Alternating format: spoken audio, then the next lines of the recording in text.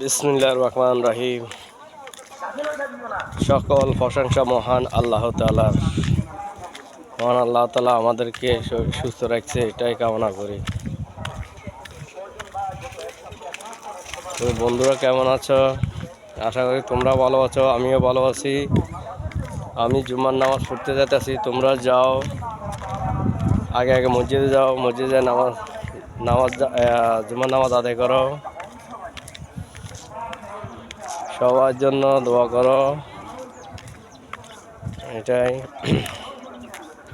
তো কথা হচ্ছে জুমার নামাজ আদায় করি, যাদের মা বাপ ভাই বোন আত্মীয় স্বজন অন্ধকার কবরে শায়িত আছে, তাদের জন্য দুই হাত তুলে দোয়া করো, এটাই কাজে আসবে।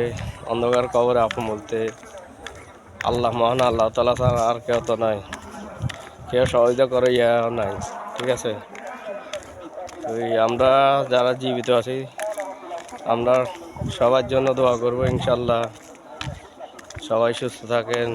আল্লাহ হাফেজ, বিয়ামানিল্লাহ। মহান আল্লাহ তাআলা সবাইকে সুস্থ রাখুক, আমিন।